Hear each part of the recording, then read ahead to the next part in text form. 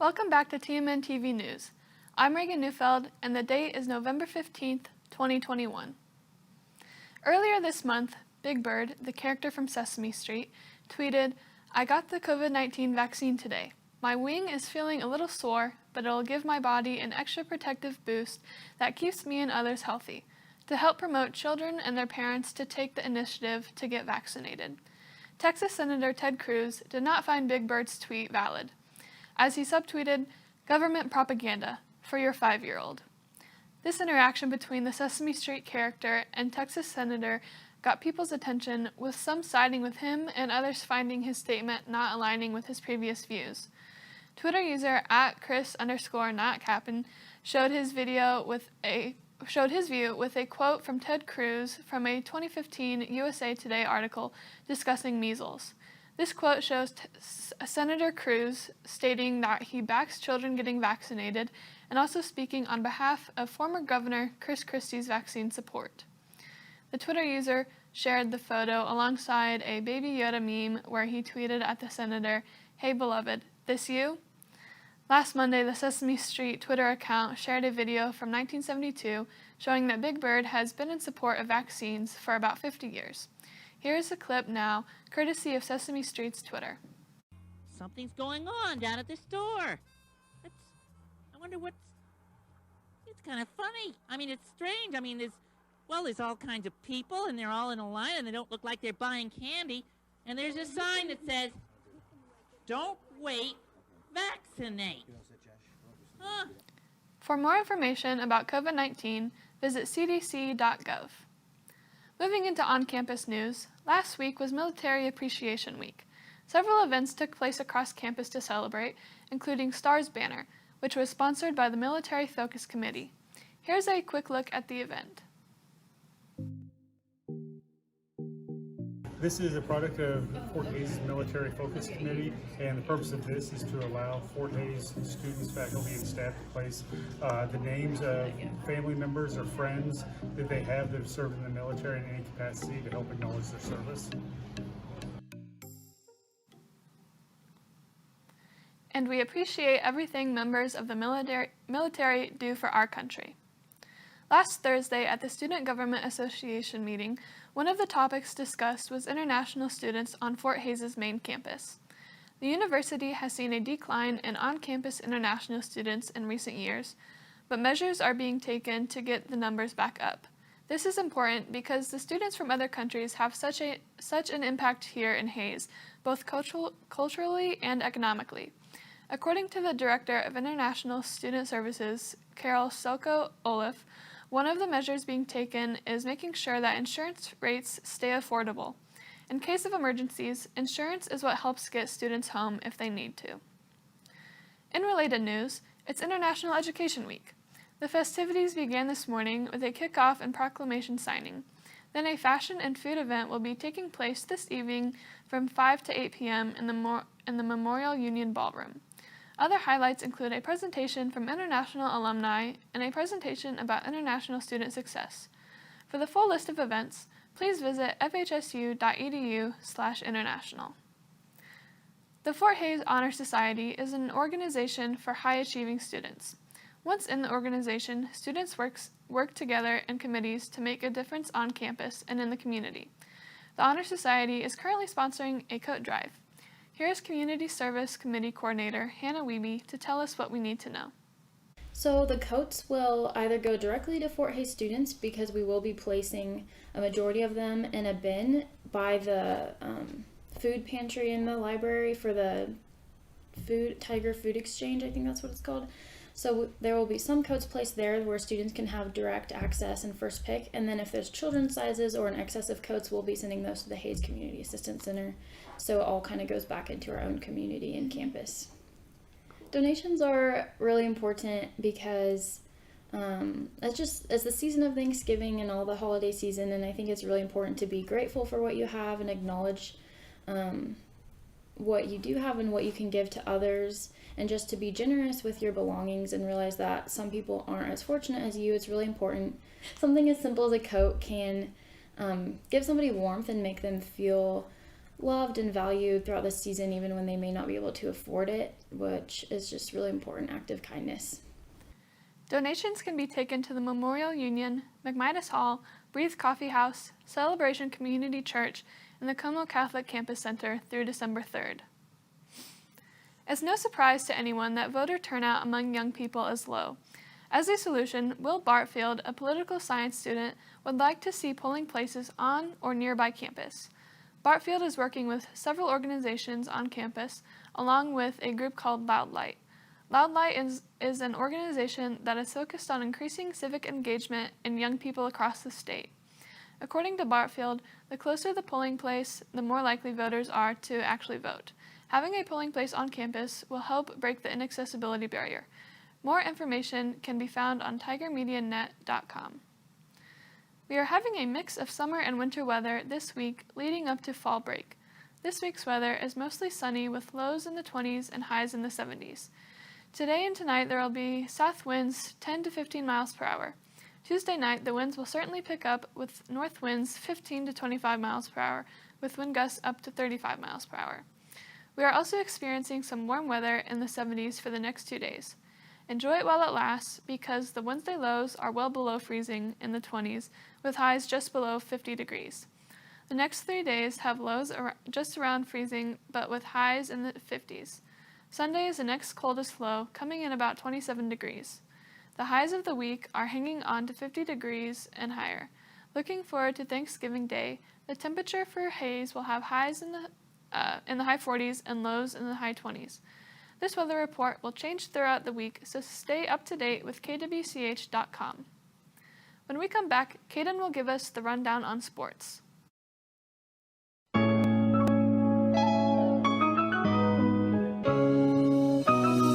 My name is Allie, and I'm a senior business major at Fort Hays. I love working for TMN. It has made me a more experienced photographer and really helped me professionally due to all the changing environments and the different opportunities. I've also been able to meet and talk to a lot of people, which has helped bring me on my show.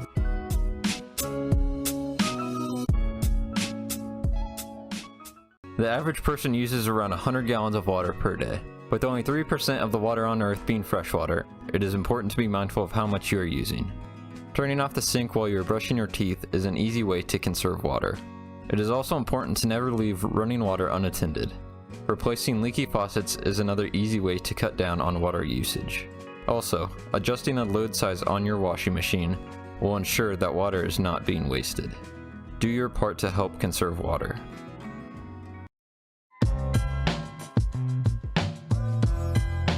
Tiger Media Network is the independent student media organization here at Fort Hays State University. It encompasses audio, video, print, photography, digital news. There's a little bit of everything at TMN.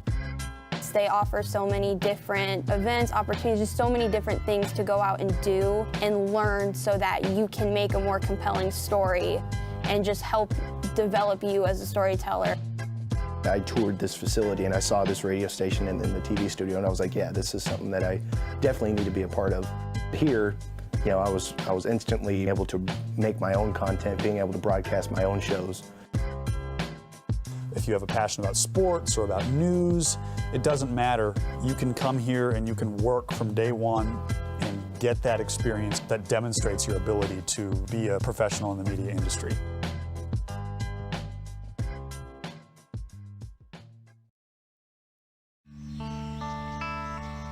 This is the moment I knew. His future had no boundaries. There are some moments only the forest can inspire. Find yours at discovertheforest.org. Teachers today are finding new ways to instill old lessons, proving that greatness can be found in everyday places and that you don't need to be famous to be unforgettable. Hello Tigers, I'm Caden Sanders with your weekly sports update. The women's volleyball team competed in their final regular season road trip to Pitt State and Missouri Southern. The Tigers volleyball team needed a win to at least get to play in one match in the MIAA tournament. The Tigers had a rough day on the court against the Gorillas of Pitt State, losing 3 straight sets. Fort Hays would have a better day on Saturday, taking on Missouri Southern. The Tigers beat the Lions 3-0. The volleyball team finished their regular season at 13-16 and take on the 5th-ranked Northwest Missouri State Bearcats in the MIAA tournament. It is the first time since 2006 that the volleyball team qualified for the conference tournament. Entering the season, the men's soccer team had the longest streak of consecutive trips to the NCAA tournament in Division II. FHSU made sure that streak would extend another year with a 2-0 shutout to Northeastern State on Sunday in the title game of the GAC MIAA tournament. The victory gave the team an automatic bid into the national tourney. The Tigers learned their opponent when the NCAA releases the national pairings later Monday evening. Blake Art broke the scoreless tie in the second half Sunday against the Riverhawks with a goal, and Anders Sandsto secured the victory with a goal in the 67th minute. The men's and women's basketball teams opened up their season with 2 games each. During this weekend, the women's basketball team traveled to St. Joseph's, Missouri to take on Southeastern Oklahoma State and Sioux Falls. The Tigers never trailed Friday night against Southeastern Oklahoma State en route to an 81-65 victory. Katie Wagner led the way with 23 points and Lauren West chipped in with 10. On Saturday, the women's team kept things rolling with a 62-73 win over Sioux Falls. Wagner again led the team, posting a double-double with 24 points and 15 rebounds. Olivia Hollenbeck and Whitney Randall also scored double figures in 16 and 15 points, respectively. The Tigers are back in Gross Memorial Coliseum for the first time this year, hosting a pair of teams this weekend. The Tigers will play St. Cloud State and Cameron for games on Friday and Saturday. The men's basketball team hosted the MIAA GAC crossover between Fort Hays State, Emporia State, Arkansas Tech, and Southwest Oklahoma State. The Tigers led wire-to-wire in an opener against Arkansas Tech, winning 71-59. FHSU had 5 players scoring in double figures, paced by Bjorni Janssen, 17 points and 12 rebounds. On Saturday, the Tigers got a big double-double from senior Jared Vidstam, who finished with 19 points and 17 rebounds in a 70-54 win against Southwestern Oklahoma State. Vidstam was a national leader last season in double-doubles. 3 other FHSU players scored in double digits, with Nige Wright tallying 14 points, Caleb Hammocky finishing with 13, and Jeff Hamperian totaling 11. The Tigers will host Colorado School of Mines on Thursday night in their only game of the week. The Fort Hays football team finished its season this past weekend as they competed against in-state rival Pitt State. Both teams had opportunities, but the Tiger offense struggled to get any production. The Tigers lost to the Gorillas 34-24. The Tiger season ended at a 5-6 record. This is the worst Tiger football season since 2012, when the Tigers finished with an identical record of 5-6. That's all for now, but I'll be back next week for more sports updates. After the break, Reagan will be back with more news. I make learning a privilege, not a chore, and unconventional methods common. I'm a teacher. I make more.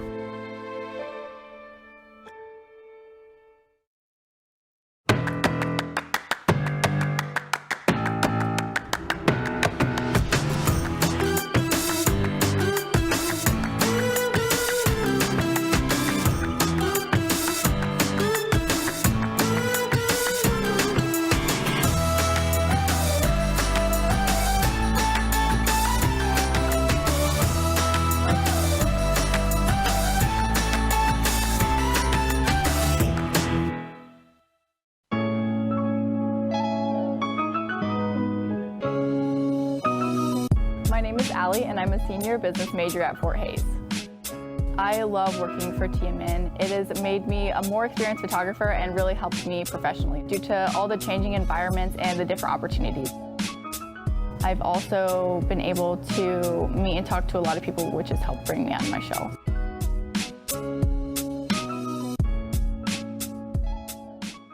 The average person uses around 100 gallons of water per day. With only 3% of the water on Earth being freshwater, it is important to be mindful of how much you are using. Turning off the sink while you are brushing your teeth is an easy way to conserve water. It is also important to never leave running water unattended. Replacing leaky faucets is another easy way to cut down on water usage. Also, adjusting the load size on your washing machine will ensure that water is not being wasted. Do your part to help conserve water.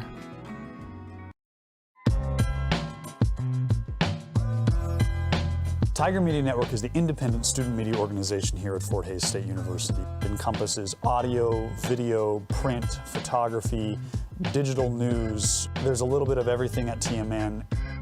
They offer so many different events, opportunities, so many different things to go out and do and learn so that you can make a more compelling story and just help develop you as a storyteller.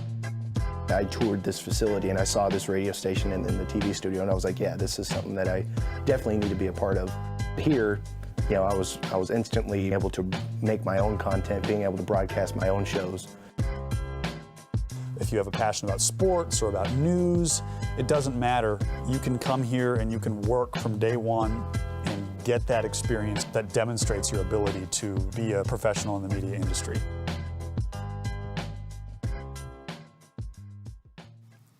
Last Friday, pop artist Taylor Swift released her second re-release album titled Red, Taylor's Version, which topped the charts while breaking one of Swift's own records. Taylor Swift broke the record for the most streamed album in a single day by a female and the record for the most streamed female in a day in Spotify history.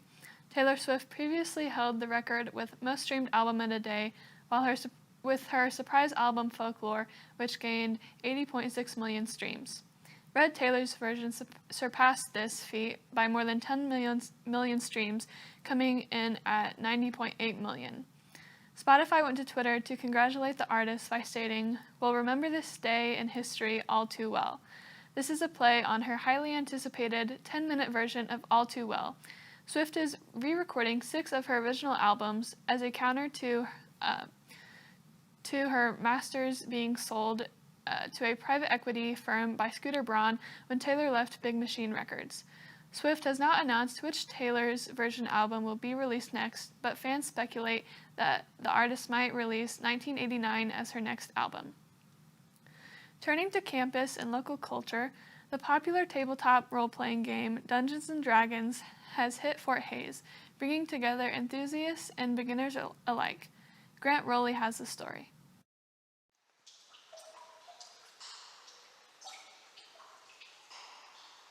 The air around you is cold and damp.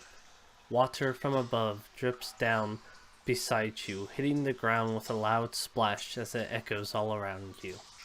You and your friends are suddenly attacked and surrounded by creatures ready to attack. In front of you is your prize, a way out of the cave that you and your friends have been fighting and exploring through, looking for treasure, only to find there wasn't anything there but a lot of pain and loss. You and your friends are already hurt from another creature you guys barely got away from. You look around at your friends and tell them we'll get through this and escape from this cave with our lives. You take in a deep breath, and by the time you exhale, the creatures attack. Roll for initiative! Your dungeon master yells as your group of friends prepare for the final fight of the campaign. For this isn't real life, but Dungeons & Dragons, a popular role-playing game. Hello, and welcome to Tiger Media Network. My name is Grant Rowley, and last Thursday on November 4th, Dungeons & Dragons Cantrip and Fall hosted an introduction event teaching players about D&D by having 2 one-run campaigns, which are small stories players can play through that are easy to understand and allow them to learn the basics, along with a table for teaching players how to make a character for their D&D adventure. The president, Jacob Richmond, for Dungeons & Dragons Cantrip and Fall, has more information about the event. So, my name is Jacob Richmond, and I am the president of Dungeons & Dragons Cantrip and Fall. I lead the meetings, I make cool speeches, and generally I just kind of float around and make sure everything is going okay. So tonight was our welcome event. It was a way for people who are interested in Dungeons & Dragons to come and check it out, whether they knew about it or not, people who are experienced, people who are inexperienced, to kind of see what D&D is all about.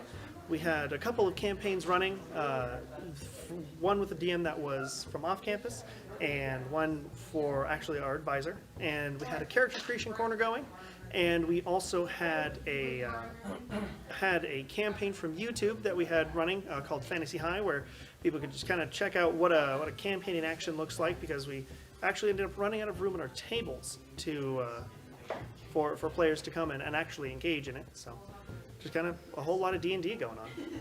Jacob also talked briefly about what D&D is for those who may not have heard of it. So D&D, in its simplest form, is cooperative storytelling. You have your DM, your dungeon master, and you have your players. And your players are going to work together to solve problems and work through situations that the dungeon master presents them with. That's going to involve, sometimes it's battling monsters, sometimes it's haggling shopkeepers for better prices, sometimes it's solving dangerous puzzles.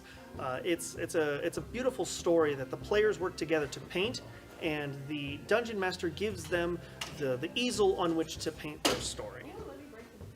And there's dice involved, there's stats involved. It's a fantastic legend that gets told, and memories and friendships that last lifetimes can be formed through D&D. For the event just being an introduction into the game, there was a really good turnout of students that wanted to learn how to play D&D, and for those who have played in the past and wanted to get back into the game. There were around 20 or so people that were able to show up to the event, not counting those who had to leave and the new people who showed up during the event that happened throughout the night. Overall, Jacob and his team were really happy and surprised by the amount of students that came, and that everyone had fun playing and learning about the game. For more information about D&D, come to the event happening every Thursday night at 6:30 p.m. to 10 p.m. to learn how to play or just watch and enjoy yourself. They are welcoming anyone to come and join, whether they be new players or returning players, along with welcoming anyone who wants to host their own campaign as a dungeon master. This Thursday night, November 11th, they will be teaching players how to be a dungeon master that gets the players more immersed into the fantasy world. This has been Tiger Media Network, and wishing all who dare to go venturing for treasure be safe and remember to take your friends. You never know what might be hiding in the dark. Thank you, Grant. Downtown Hayes recently held the annual Frost Fest, signifying the start of the holiday season. The starting event was a holiday open house, where businesses in the downtown area had sales, gave free samples, and shared holiday treats. This was the first of many events that will take place throughout the rest of the holiday season. The next will be a tree lighting on December 3rd at the Union Pacific Park Pavilion. For more information on upcoming events, go to downtownhays.com. You're good. With the Christmas season rapidly approaching, shoppers are hitting stores and online sites to secure that perfect gift for loved ones. But a downtown Hayes business is hosting something once again that can deliver that perfect gift and help a good cause all at the same time. Tiger Media Network's Nick McCoy has the latest on the Arc of Central Plains Festival of Trees and Holiday Market. The Arc Thrift Store, located on Main Street in Hayes, will be hosting an online auction on November 12th on their website at 5 p.m. The items featured in the auction range from Christmas trees, costumes, various items of clothing, toys, wreaths, and plates. The executive director of the store, Kathy McAdoo, explains where the proceeds of the event will go to and what the whole event centers around.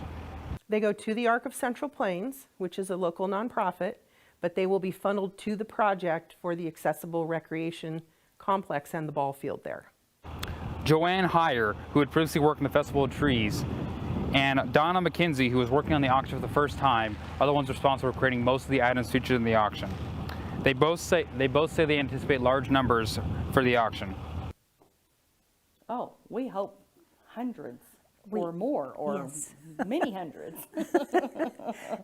We want everyone to go online and bid and buy. And bid high and bid often. There you go. The auction will go live on November 12th at 5 p.m. With Tiger Media Network, I'm Nick McCoy.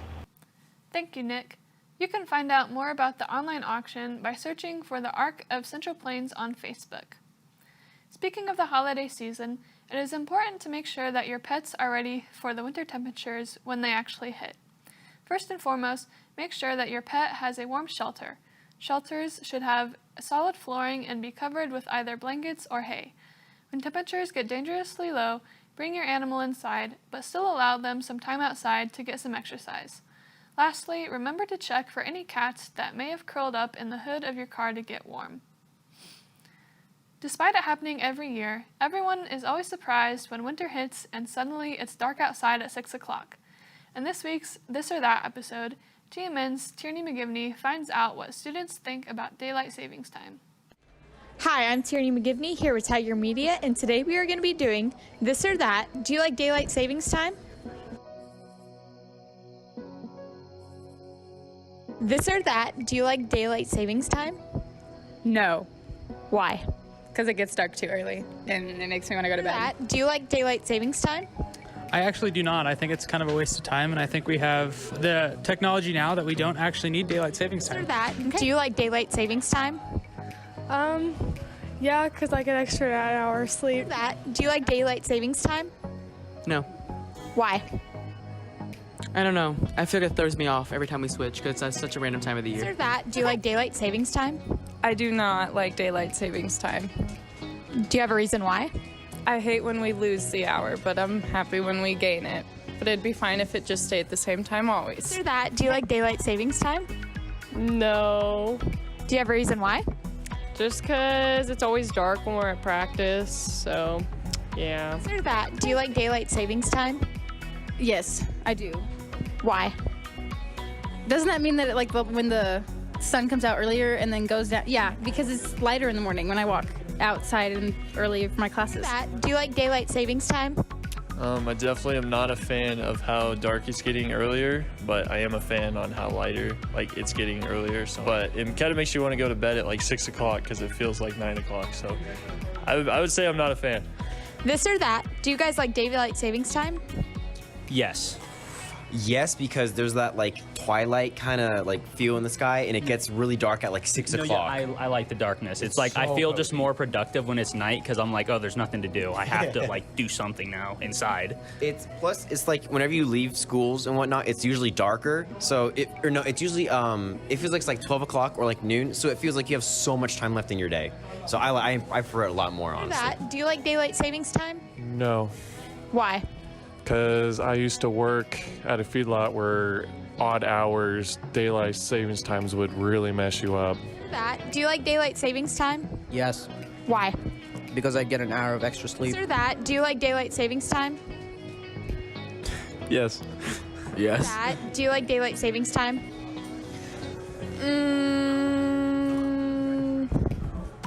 No. Do you like daylight savings time? Yeah, I like daylight savings time. It saves daylight when we're trying to do chores in the morning and evening. I'm from a ranch in central Kansas, so it helps us get more stuff done during the day. This or that, do you like daylight savings time? Yeah, it's pretty enjoyable. This or that, do you like daylight savings time? It's great. I got my sleep in. This or that, do you like daylight savings time? No. Thank you, Tierney. Looks like that wraps up this week's newscast. For more content, please go to tigermedianet.com as well as our Facebook and YouTube channel. Thank you for joining us. I'm Reagan Neufeld, and I'll see you next time.